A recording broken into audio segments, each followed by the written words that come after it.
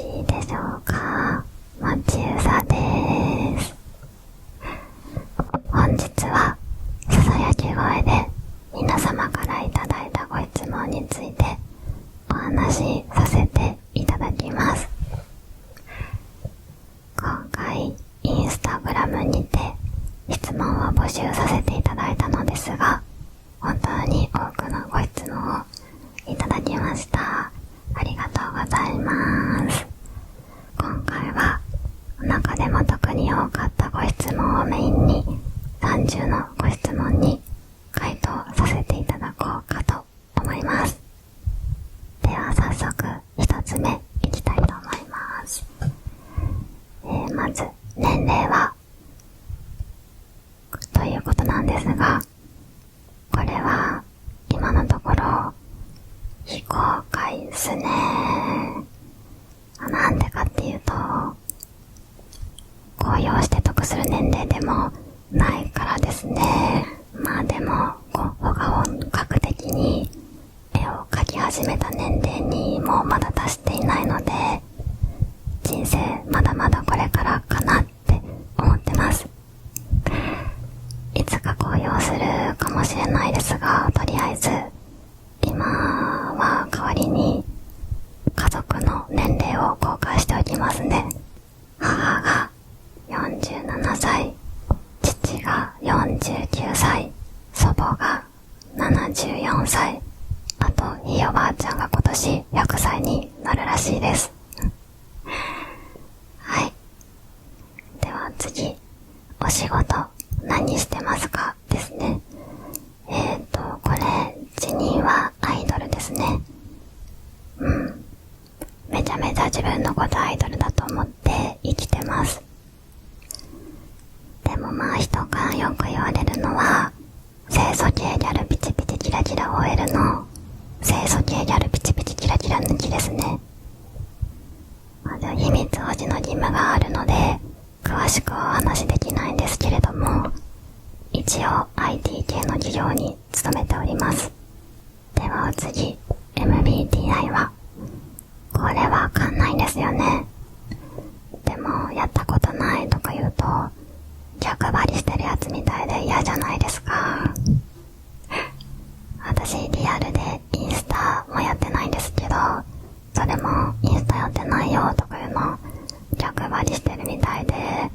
なんか嫌だなって思ったりします。よく動画で皆さん MBTI 診断されてるじゃないですか。私もやってみたい気持ちはあるんですけど、ちょっと恥ずかしいんですよね。自分の内面を知られるのが恥ずかしいなって思っちゃいますね。あと、どれだけ正直に回答しようと心がけても、絶対無意識にいいように見せて回答しちゃう場面あると思うんですよ。なので、とりあえず直感で言いますね。直感で言うと、私の MBTI は HDMI ということでよろしくお願いします。では次、座右の銘はなるようになるですね。これ結構口癖でもありますね。本当に何事もなるようになるので大丈夫ですよ。お次、ロールモデルいますか？これ結構いつも多かったですね。これは私ピアノを習っていたんですが、その時のピアノの先生ですね。本当に綺麗で可憐で聡明で凛としていて、ずっとピアノの先生みたいになりたいなって思ってますね。先生は近所では結構いいところのお家っていうので有名な〇〇一族みたいなご家族に嫁がれているんですが、でもかなり働かれてると思うんですよね。その環境に甘んじずに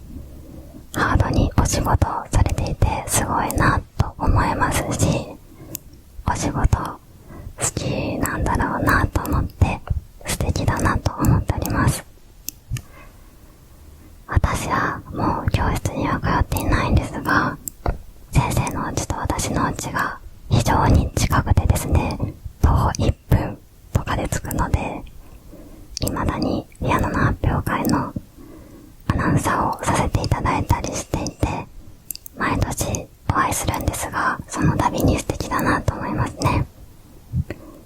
多分もう還暦迎えてるっていう噂なんですが、本当にお綺麗です。美人で、同居者で、いつも姿勢もいいし、笑顔で愛嬌もあって、聡明で芯がある本当に素敵なお方です。では次、推しいますかですね。これ、採用しは自分ですね。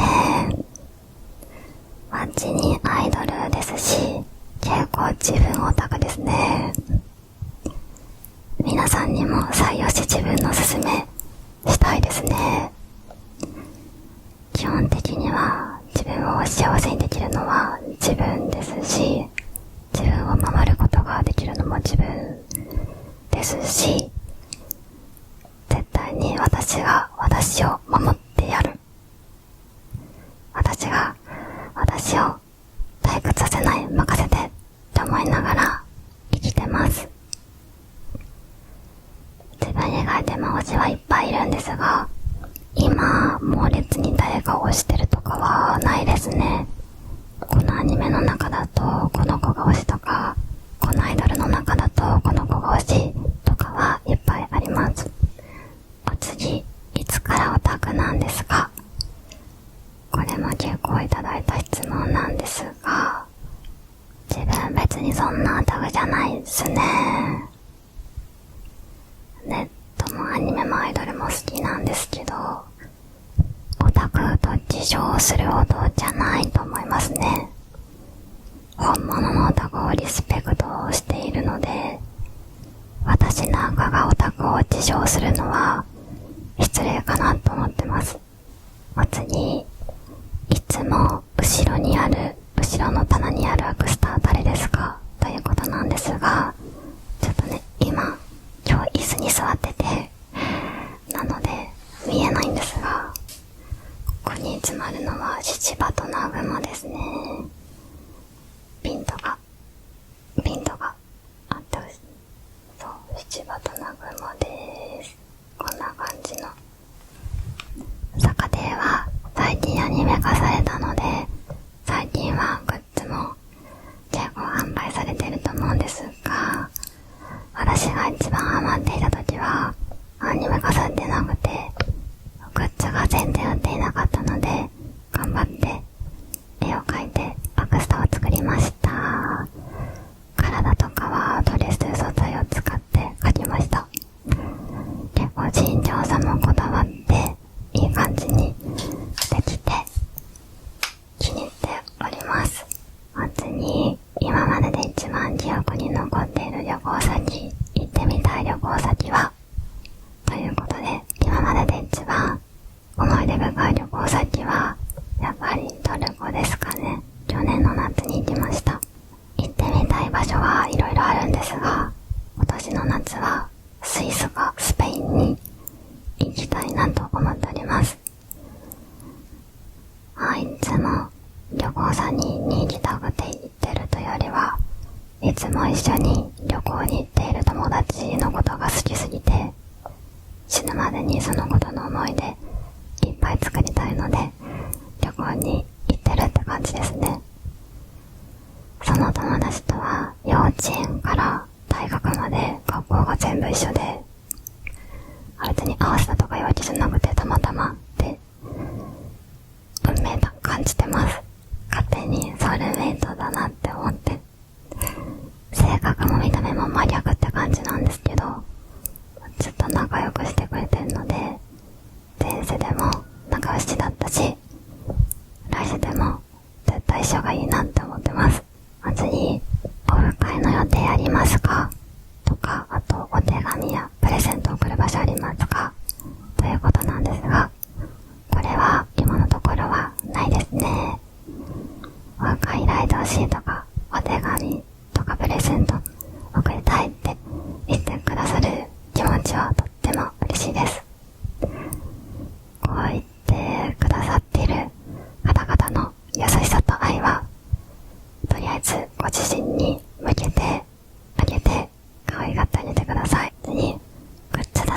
ありますか？これも今のところはないですね。でもいつか出したいなっていう気持ちはあります。こだわりまくりのジジカワグッズを作りたいです。このコメントくれた方々、よければこういうグッズがあったら嬉しいなどご意見ありましたら、ぜひコメントいただけますと嬉しいです。次は好きなものシリーズですね。好きな本、どんな本を読みますか？一番好きな本と言われたら島崎藤村の破壊ですかね。あと最近読んだものはここにあるんですが、友人におすすめしていただいた白色の街のその他の白色の街のその骨の第4のっていう小説ですね。が読みやすくてよかったです。あと今読み進めているのは、こうやって頭の中を言語化すると、もう一つが今と退屈の倫理学ですね。これ前書きのちょっとだけなら多分大丈夫だと思うんで、これ最初は結構引き込まれるんですよね。我々は妥協を重ねながら生きている。何かやりたいことを諦めたり、何かやるべきことから目を背けているだけではない。どういうことなのか、なぜこうなってしまうのか、何か違う。いや、そうじゃないんだ。そのように感じられる何事かについて、まあいいかと自分に言い聞かせながら、あるいはむしろ自分にそう言い聞かせるように心がけながら生きている。この本はそうした妥協に抗いながら書かれたっていう前書きなんですけど、前書きのこのちょっとだけでもは気になるって感じじゃないですかね。少しずつ読み進めております。どんな本に読むかにつきましては、小説あんまり読まなくてビジネス書的なものを読むことが多いですね。お次、好きな音楽、一番好きな曲はということで、クラシック、アイドル、ボカロ、アニソンらへんをよく聴きます。クラシックはピアノ映像を聴くことが多くて、アイドルは後で話すので一旦飛ばします。ボカロはプロデューサーさんで言うと、ぬゆりさん、ジガさん、大爆破シンさんらへんが好きですからね。アニソンはまあ流行ってるのとか、好きなアニメのを聴きます。一番好きな曲を選べと言われたら、私のお気に入りですかね。人生のエンドロールで流れててほしいです。次、好きな映画はということで、サウンドオブミュージックは思い出深い映画で好きですね。割と最近の映画で言うと、ラストマイルとハイキュー良かったですね。ラストマイルは展開も面白いんですけど、現代社会の問題を訴えかけられているような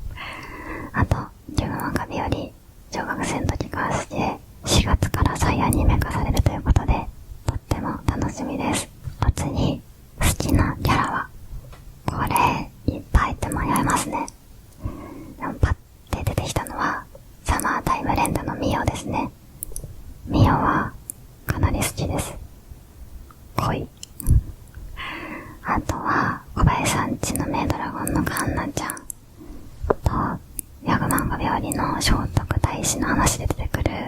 マーフィーくん、ぐったりしてる子、あれめっちゃ好きですね。次、好きなアイドルはということで、割と幅広く見ますが、一番好きなのは何と言ってもレイリーですね。あとは10人でしてみてとか、イコラブラインは特に好きですかね。次、恋人はいますかということで、恋人は今は一応いないですね。一応が枕言葉の場合、相場はいるになりますよね。東大生も一応東大ですとは言いますけど、一応東大じゃないですねっていうことはまずないですよね。でも私は一応いないですね。次、好きなタイプとか、どんな人に惹かれるということで、これ生きてる間に5000回くらいは聞かれる質問ですよね。毎回、わかんないなみたいな。自分のこと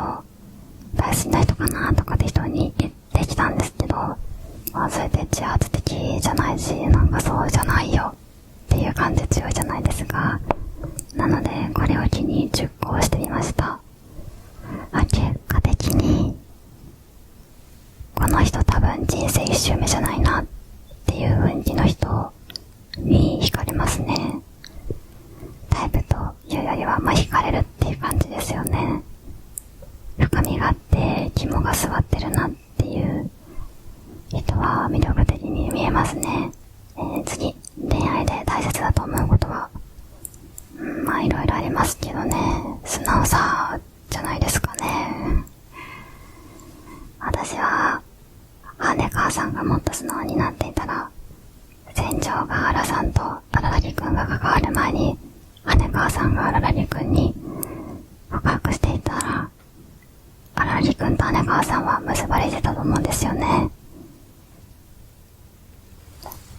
荒木くんはどう思うの？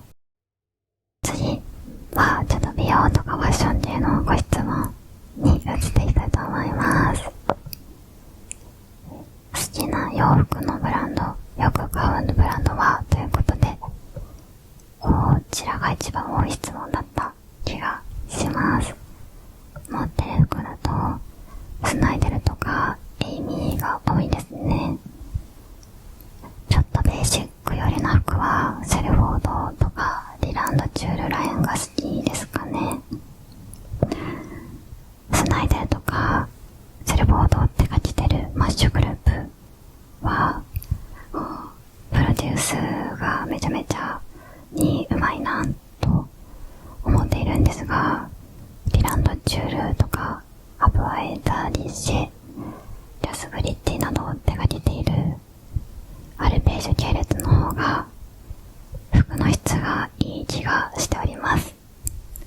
デザインもちょっとベーシックよりで大人向けっていうのもありますかね。割とお手頃な価格のブランドだと特攻クローゼット可愛いと思いますね。安い分ね、やっぱ質はねちょっと甘いかなとは思います。本日着ているのはじゃあエイミーのワンピースですね。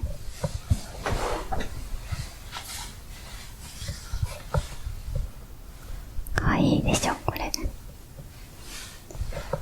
と肩幅がちょっとガンダムに見えちゃうっていうのがあるんですけど、でもデザイン可愛くて気に入っております。はい、お次お気に入りの服を教えてくださいっていうのも多くて、春夏秋冬でそれぞれ教えてくださいっていうのがあったので、そちらで出ていきたいと思います。春がちょっと写真載せますね。セルボードのオーナメントからワンピースですね。このワンピースは高品質っていうのをね本当に感じますね。元のお値段もそこそこいいっていうのもあるんですけど、長時間座っててもプリーツの部分が崩れなくてシワもつかないんですよ。こんなに崩れないことあるんだってくらい崩れなくてお上品なので、おおすまし経歴隊によく着てます。お次、夏はケイドスペードの小判ながらワンピースですね。ワンピース好きで、なんてだってコーディネートを考えなくて一枚で可愛くなる。これはね、軽くて涼しいしデザインも大好きです。秋はケルフェイスナイデルのタートルのスリーニットとスカートですね。前の秋に出たお洋服で、この組み合わせが可愛すぎて予約して買いました。冬はね、あんまり写真がなかったんですけど、リランドチュールのコートがお気に入りです。ウール 100% で軽くて薄いのにあったかいんですよ。ファーの部分はフォックスで、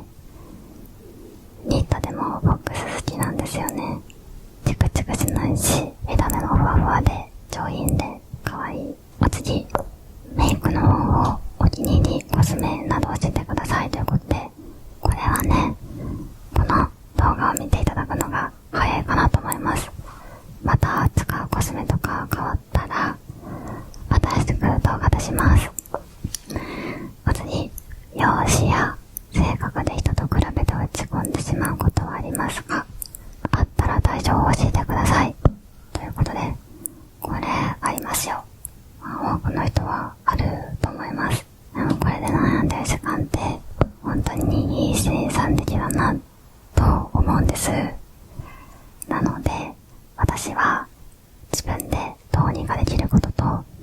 どうにかできないことにまず分けます。そしてできることの場合、やることと諦めることに分けて考えます。例えば可愛い子を見て、私はなんでこれでもやってくれなかったのとか思うときは、まずどう頑張ってもこの子になることはできないじゃないですか。だからもうこれは諦めざるを得ないですよね。そして次、じゃあこの子みたいに可愛くなりたいの？なりたいよね。じゃあどうするっていう自分に問いかけて、ダイエットをする、メイク研究する、整形するみたいな感じで、これやってみようっていうことはやることに分類して行動します。ただ整形とかリスクがあるものにつきましては、今失敗して今の状態よりも悪くなる可能性も十分あるし、健康的にもう悪くなっちゃう可能性もあるし、あと莫大なお金もかかる。いろいろなことを考えた上で、それでもやりたいと思うかっていうのを自分に問いかけて、正直そこまでのリスクを負って自分はやる勇気がないなって思ったら、もうそこは諦めるっていうことで、私はそのカードをね引いて生まれてくることはできなかった。ただそれだけということで、潔く諦めよう。そして考えても仕方のない、どうしようもないことはね、ぐるぐる考えるのは一旦やめよう、ポンって感じで切り替えるって感じですかね。では次、お気に入りのカラコンはということで、こちらはずっとジャンマチのメログレー一択で激推ししてたんですが、最近もう一つ超お気に入りのカラコンがありまして、それが今つけてるエバーカラーマースリーのベイビードロップです。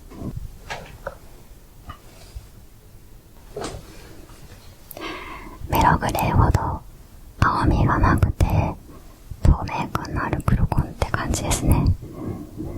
大きめの水光カラコンって感じで目をキラキラさせてくれます。あとメログレーより着色直径が大きめで、あと色も暗めなのでキュルンって感じの目にしてくれます。お次、お気に入りの香水はということで、こちらはロジェガレのテファンタジーと白のサボンを重ね付けするのが多いですかね。もう香水そんなにつけないので、つけるときはそれを重ね付けするのが好きかなって感じですね。お次、スキンケアですね。美肌の秘訣を教えてくださいっていうのも結構いただいたんですが、すいません、いつも美肌フィルターを借りてるんですよ。美容系で何か商品を紹介するわけでもないし、肌綺麗に見えた方が自分的にも視聴者様的にも気持ちがいいと思うので、今後もフィルターは開示させていただくんですけれども、フィルターなしにするとこんな感じですね。これがありだとして、これ次なしにしてみますね。はい、毛穴もシミもニキビもありますので、夢を見ていた方には申し訳ないんですが、現実はこんな感じですっていうのをね、一応ご理解いただいて、はい。その上で一応スキンケアについてお話しさせていただきますね。はい。まず私の肌質、かなり肌荒れがしやすくて、姿勢肌よりですかね。でも、お肌の曲がり角的な年齢に差し掛かってきましたので、最近はね、乾燥もするようになっていました。多分今年乾燥がひどいからっていうのもあるんですかね。2、3年くらい前までは冬でも化粧水だけで耐えられるくらいで、そんな乾燥肌ではなかったですね。なので最近は混合肌っていうのに分類されるのかなと思ってます。とりあえず肌が弱いので肌が荒れないっていうことを第一に考えてます。ゼロからプラスを目指すスキンケアじゃなくって、マイナスにならないようにゼロを維持できるようにするスキンケアって感じですね。で、まずとにかく肌が荒れやすくて、それを一番抑えてくれてるのが低用量ピルですね。もう5年以上飲んでるかな。自分は結構ホルモンバランスの乱れがあるタイプで、 PMS とか生理不順もひどかったので、それもあってずっと飲んでます。ピルにもいろいろ種類があって、私はマーベロンっていうのを飲んでますね。マーベロンは男性ホルモンの分泌を抑えてくれる作用があるから妊娠もできづらくなるということで、お医者様に処方していただきました。ジェネリックもあるんですけど、私はジェネリックに結構不信感を抱いているタイプの人間なので、ずっと先発飲を飲んでます。マーベロン飲んでてもポツポツにキビできたり、調子悪いとバーって出てきちゃう時もあるんですが、それでもね、全然マシになりました。ただこれは医薬品なのでおすすめしているというわけではないので、はい、そこはご理解お願いします。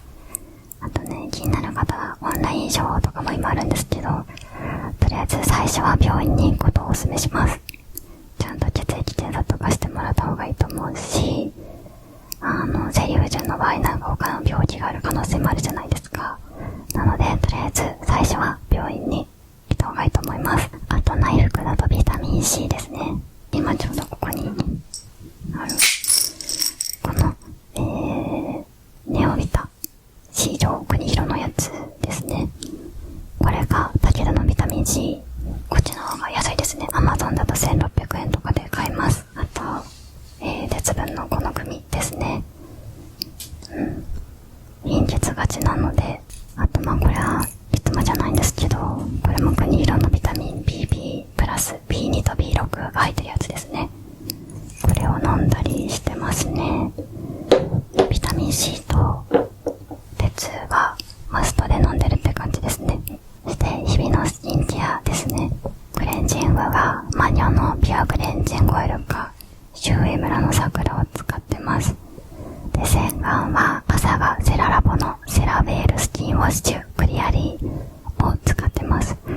もう冬乾燥してるので朝最近は水洗顔のことも多いですね。で、夜はサンソリッドのスキンピールバーティートゥリーを使ってます。この石鹸溶きやすいのでピーラーで削ったのを瓶とかに保管してその都度取り出して使うようにしてます。そうするとめっちゃコスパいいです。この洗顔もニキビできづらくなるので欠かせないですね。アウトバス系は白純の薬用美白化粧水と薬用美白ジェル、あとキュレルのシミそばかす予防ケアフェイスクリーム。目元が乾燥するのでその滑らか音符薬用リンクルアイクリームホワイトを使っています。基礎化粧品はカズノスケ先生の YouTube を見て、敏感肌向けに紹介されているものを買ってます。本当に助かってます。あとは皮膚科でデュアックとタラシンを処方していただいております。これもね、ずっと高校生ぐらいの時からいろんなのを試してきてって感じですね。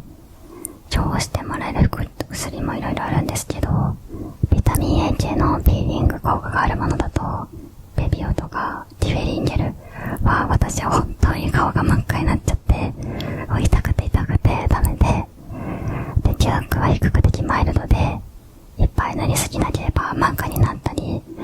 しないので、もうここ最近はずっとデュアックを処方していただいております。美容皮膚科とかでゼオスキンとかハードなのもちょっと挑戦したことがあるんですが、肌が痛すぎて続けられなかったですね。あと美容医療とか肌管理系はあまりしたことないんですけど、ほくろ除去はかなり満足度が高くてやってよかったなって思ってます。特に目立つほくろとか大きなほくろがあったわけではないんですけど、顔にあるほくろをすべて取ってもらいました。だいぶ前に除去したので、こう鏡見ても別に取ってよかったみたいになることはないんですけど、昔の写真とか見返すと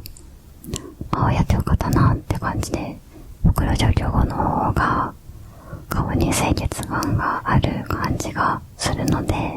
気に入ってます。あれはくまポンっていうサイトがあるんですけど、そこのクーポン使うと国内では結構安くほくろ除去できるんですよね。ほくろ除去以外でもいろんなのあるんですけど、クーポン利用だとちゃんとやってくれるのかなっていう不安もあったんですが、私が行った病院にはすごくよくしてくれました。看護師さんもすっごい優しくて、こんな優しい人に出会ったことないくらい優しくて、本気で天使かと思いました。と、唇にも小さなほくろがあって、それも除去してもらったんですが、その除去する前の麻酔ですね、レーザーで焼く前の麻酔を刺すんですけど、それが痛すぎて信じられないくらい痛くて、我慢しても涙がボロボロこぼれてくるっていうくらい痛くて、唇の注射一生したくないなって思ったのを鮮明に覚えてます。と、ほくろ除去以外だとお顔の医療脱毛も数回したことがあります。数回やってみて悟ったんですよね。これ一生終わんないわって。なので昨年の秋頃にケノンを買って、顔とか体とか今パチパチやってます。体でも薄い毛って本当に全然終わんなくて反応しないので、このために数十万とかするのは嫌だなと思ったので、一生ケノンを使い果たそうかなって思ってます。ケノンでも少しずつ毛が生えづらくなってきてるっていうのをね、感じますね。次、ヘア系ですね。どんな髪色にしたことがありますか？いつもなんてオーダーしてますか？ということで、結構髪色はいろいろしたことがあって、なんかツートンにしたりとか、金とか銀系のブリーチ3、4回するやつとか、あとはピンク、ベージュ、黄身の強い茶色とか、普通に茶髪とかですね。オーダーについては、最近はもう美容院行ってないので、すいません、何もお答えできないんですよね。前髪も顔周りも後ろの髪も全部自分で適当に切ってます。私は今ね、耳とかここぐらいまでかな、顔ぐらいまでは新生門で何も染めてない状態なんですが、こっから下はね、結構ハードに染めてたので、何回黒染めをしても茶色くなってきちゃって、もうそれは諦めてますね。お次、ヘアケア法ですね。これも結構ご質問いただいてて、シャントリとかヘアケア教えてくださいっていうのですね。シャントリは自分もジプシーでいろんなのを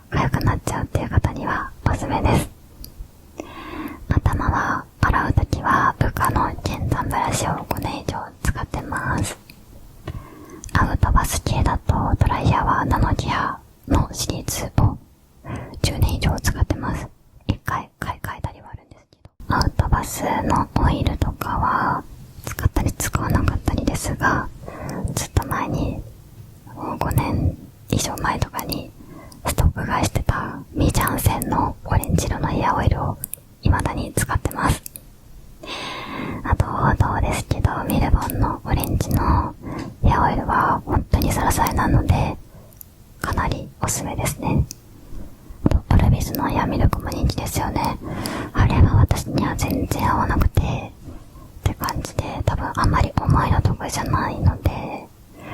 ヘアケア、ちょいやね、本当に人によるので難しいところですよね。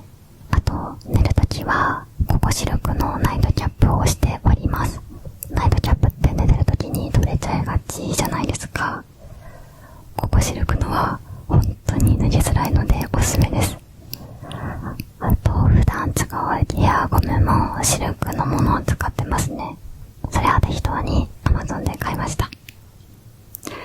口はラブクラムのシルバーとブラックの口と、あとリファのハートブラシとタングルピッティーザを持ってて適当に使ってます。あと私普段のヘアケアに気合い入れてるってよりはヘアセットで髪をきれいにできるようにしてるっていうのもありまして、ツヤ出しのヘアスプレーとヘアオイルをつけてます。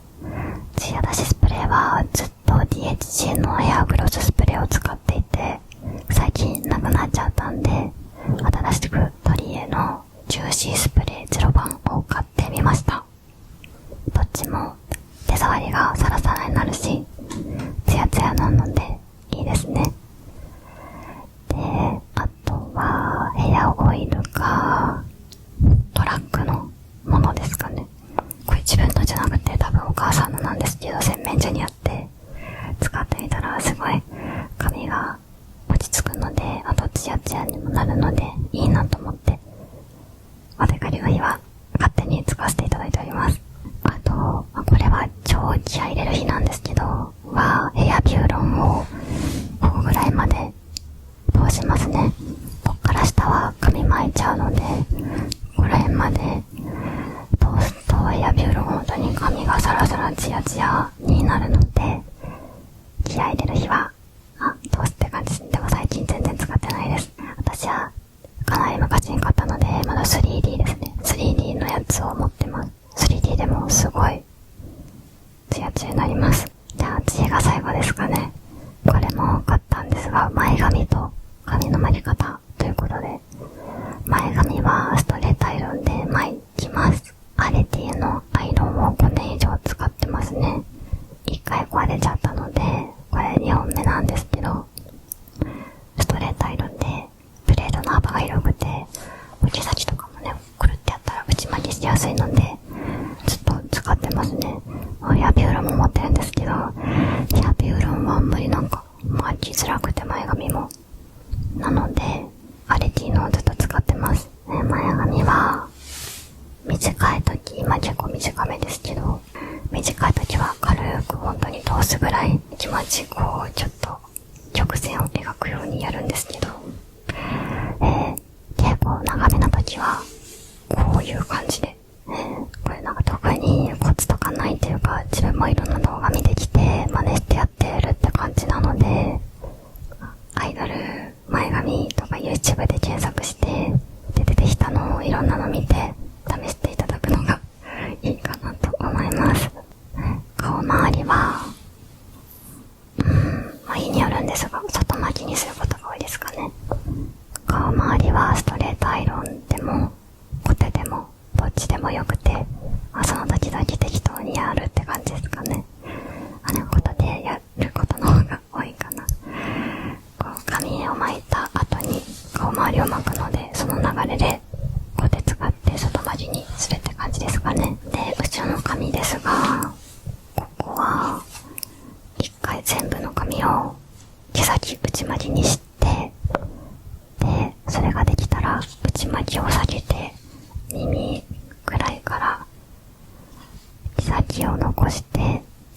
全部外巻きにします。いわゆる多分女神巻きって言われてる巻き方なんですかね。